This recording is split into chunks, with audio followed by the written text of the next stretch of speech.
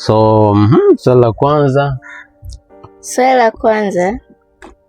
Je, wakati Shadrach, Meshach na Abednego wanaingizwa kwenye tanuru la moto, je, Danieli alikuwa wapi?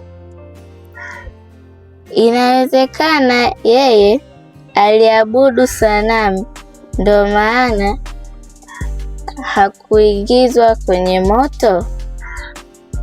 Very good question. Ni swali ambalo sio tu aliyetuma, lakini hata mwenyewe unajua nishakuwa nafikiria hiki kitu. Wewe ushawahi kufikiria wakati Shadrach, Meshach na Abednego wanaingizwa kwenye tanuru la moto, Danieli alikuwa wapi? Je, inawezekana kwamba yeye aliabudu sanamu ndio maana hakuingizwa kwenye moto? Jibu ni kwamba Danieli alikuwepo, lakini wakati Shadrach, Meshach na Abednego wanaingizwa kwenye tanuru la moto, au wakati wanakiuka ile amri ya mfalme ya kuiabudia sanamu, Danieli alikuwepo. Lakini kwa wakati huo nafasi ya Danieli au cheo cha Danieli hakikuwa sawa na Shadrach, Meshach na Abednego.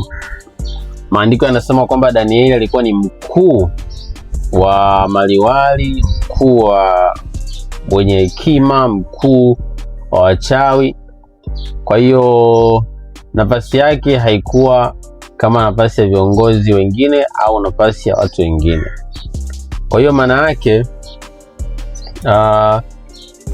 maandiko yanavyoonyesha ni kwamba amri ilivyotolewa au wale watu waliokuwa wanaitekeleza ile amri walikuwa ni watu fulani wa kawaida au viongozi fulani wa kawaida. Okay? Kwa hiyo maandiko hayajaelezea waziwazi Danieli alikuwa wapi, lakini assumption au dhana iliyopo au fikra ambayo ipo ambayo ni ya ukweli ni kwamba kwa sababu Danieli alikuwa ni kiongozi, yawezekana kabisa hata mahali alipokuwa anakaa au mahali alipokuwa wakati huo ilikuwa ni mahali pa juu, pengine labda hata ilikuwa ni pembeni ya mfalme au karibu na mfalme, lakini kwa sababu alikuwa ni kiongozi mkubwa kuliko wale wengine, kwa hiyo maana yake hata ile amri wakati inawakuta wale wenzake watatu hakuwa nao, kwa sababu hata yeye kama kiongozi mkuu hakuwepo walipokuwepo wao. Kwa hiyo alikuwa wapi? Yawezekana kabisa alikuwa kwenye nafasi za juu au mazingira ya nafasi ya juu au mazingira ya cheo cha juu.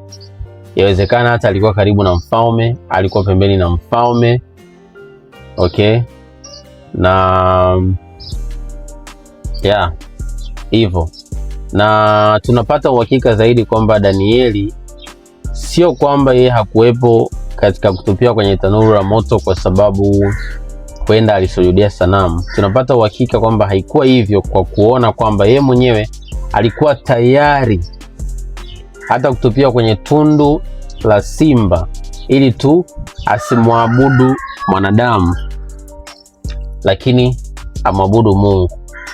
Okay? Pamoja na kwamba alijua anakiuka amri, alijua kwamba atatupiwa kwenye tundu la simba, lakini bado akawa na msimamo. Na ukiangalia maisha yake Danieli mwenyewe, namna alivyokuwa anampenda Mungu, anamheshimu Mungu, anafunga na kuomba kwa siku 21, ni dhahiri alikuwa sio aina ya mtumishi ambaye angeweza kuacha imani yake kwa Mungu na akaabudia sanamu. Na ingekuwa amefanya hivyo, obviously ni dhahiri, ni wazi, maandiko yangetuambia na kungekuwa na matokeo makubwa, kungekuwa na athari kubwa kwake, kwa sababu Mungu asingevumilia mtu ambaye anaacha kumwabudu na kumsujudia yeye alafu anaabudu na kusujudia sanamu.